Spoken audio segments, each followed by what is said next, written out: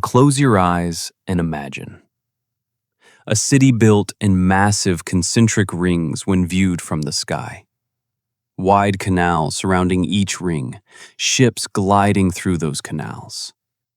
At the very center of the city, a huge temple covered in a copper-red metal, shining almost like fire in the sunlight.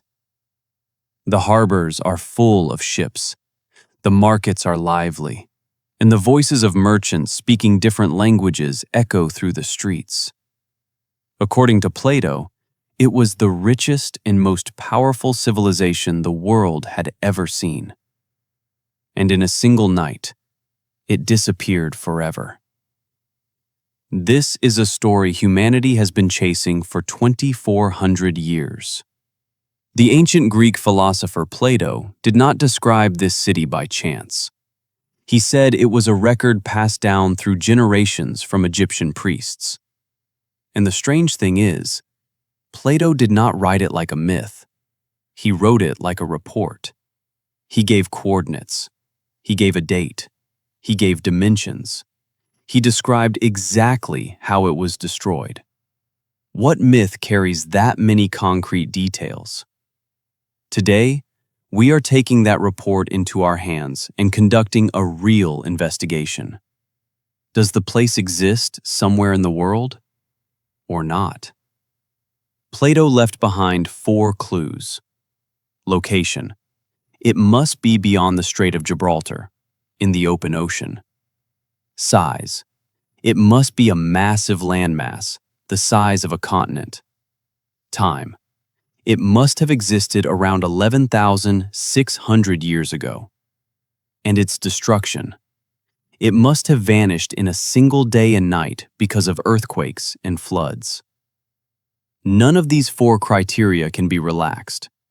If a candidate fails to meet even one of them, it is removed from the list.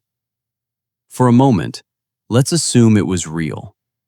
Hundreds of ships are tied side by side in the harbors, their hulls decorated with that reddish metal.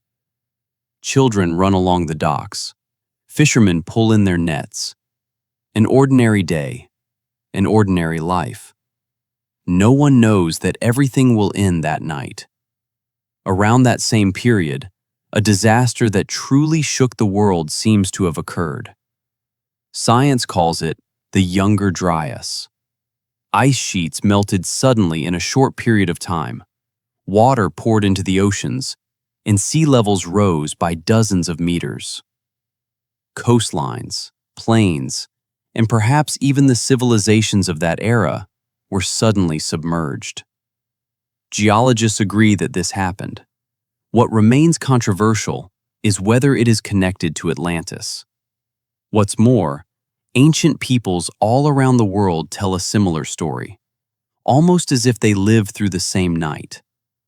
The sky opens up, the waters rise, the old world is wiped away, and only a handful of people survive. This scene exists in Mesopotamia, in the Middle East, and in Greek mythology. Could these be echoes of the same disaster, told in different languages? We have so. If that shining city Plato described really existed, where is its trace? Back when everything was ordinary, something begins to change on the horizon. First, a distant rumble. Then, the ground starts to shake. Then, the waters begin rising rapidly. The streets fill with water, the canals overflow, and then everything sinks into silence. Today, thousands of years later, we are following the trail of that silence. Modern technology has never given up this search. Research vessels scan the deepest parts of the ocean with sonar, and the green waves on their screens map the seafloor meter by meter. Submersible cameras move through the darkness, examining every shadow and every pile of rocks with hope. Their lights barely pierce through clouds of sediment. For a brief moment, the camera catches a shape, and everyone holds their breath. Then, it turns out to be nothing more than a coral formation. Maybe this time, whatever appears on the screen will be a wall instead of a rock. This search has continued with that hope for decades, and every time, the ocean jealously guards its secret. Our first stop, Santorini. Known in ancient times as Thera, thousands of years ago, a volcano here erupted so violently that the sky turned the color of ash for days. The force of the eruption caused the center of the island to collapse, creating a massive ring-shaped caldera in the middle of the sea. At the time, an advanced seafaring civilization lived here. The walls of their homes were covered with colorful frescoes, depicting sailors, dolphins, and blooming gardens. Their harbors were full of ships. Their fleet was powerful. Then that day came. The sea pulled back. The shoreline was suddenly left bare. Fish flopped helplessly on the sand. And then, a gigantic wave swallowed everything. In a single night, everything was covered in ash and silence, just as Plato described. The image is striking, and the evidence is concrete. But when we look at the criteria, things change. The location is not beyond Gibraltar, but right in the middle of the Mediterranean. Its size is only a tiny dot compared to the continent-sized land Plato described. And the timing is not 11,600 years ago, but only about 3,600 years ago. There is an 8,000-year gap between them.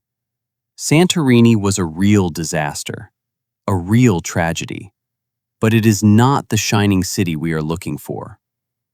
But what if we follow Plato's words exactly and turn our gaze beyond Gibraltar, into the open Atlantic? There lie the Azores Islands, volcanic, isolated, and surrounded by deep waters. The location fits perfectly. Serious geological activity really did occur beneath these waters during the same period. Volcanoes erupted, and the seafloor rose and sank. Perhaps islands once stood above these waters, maybe even coastal cities. Perhaps a temple made of that reddish metal is still there, waiting in darkness, thousands of meters below the surface, where no one can reach it. But to this day, no wall remains. No trace of canals has been found there, only a deep, dark, silent ocean floor. Then, in 1968, everything seemed to change. A pilot diving in the shallow waters off the Bahamas noticed a strange pattern beneath the surface. Perfectly fitted rectangular stone blocks stretched in a straight line through the shallow water. The Bimini Road.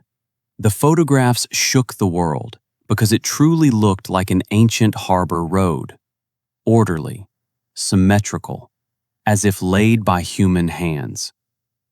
Headlines screamed, "Atlantis found." I have to admit, when I first saw those images, I held my breath too, as if we had finally reached the edge of the lost city. But science remained calm. Geologists collected samples, studied them, and revealed the truth. A natural formation. Sand and limestone had naturally hardened over thousands of years, and then split into regular geometric cracks under the effects of waves and wind. No human hands were involved. No pottery. No tools. No traces. Just a perfect illusion created by nature itself. And this is where we learn the most important lesson. Looking like something is not the same as being it. When we get excited, our brains immediately start searching for meaning. We see animals in clouds and faces in rocks. Bimini did exactly that to us. A striking image, a real source of hope, but not real evidence. Now let's stop and really think. We searched for that shining city, those canals, that copper-red temple, in the Aegean, in the Atlantic, and in the Bahamas. None of them matched completely. Maybe the problem lies in the way we are searching. For 2,000 years, everyone has been fixated on the same word: sank, underwater, deep below, in an unreachable darkness. It sounds logical, because the word sink always points us downward, into the depths. But maybe we have been looking in the wrong direction from the very beginning. What if we're wrong? What if, while the waters rose in some places, they actually receded in others? What if the traces of that city are still there, but standing somewhere we never thought to look? Right in the middle of the driest and most isolated desert on Earth. In the middle of a sea of sand stretching beneath a scorching sun, without a single plant growing on it. Seen from space, it looks like a giant target, with rings nested inside one another, as if it were designed for someone looking down from the sky, stretching for kilometers in diameter and woven together with perfect symmetry. That is exactly where we are going in the next episode. We are leaving the depths of the ocean and heading to the middle of the Sahara, to the Richat structure, the Eye of the Sahara. When you see that enormous ring-shaped formation hidden beneath the sands, you will imagine Plato's concentric city once again. Maybe what we have been searching for over the last 2,000 years was never buried under water, but under sand. Maybe the real traces of that shining city were standing not before divers, but before desert travelers. And this time, maybe we will finally be looking in the right place. Which of the candidates so far do you think came closest to the truth? Santorini, the Atlantic, or Bimini? Let me know in the comments. If you enjoyed this, don't forget to like and subscribe, because a much bigger surprise is waiting for us in the Sahara.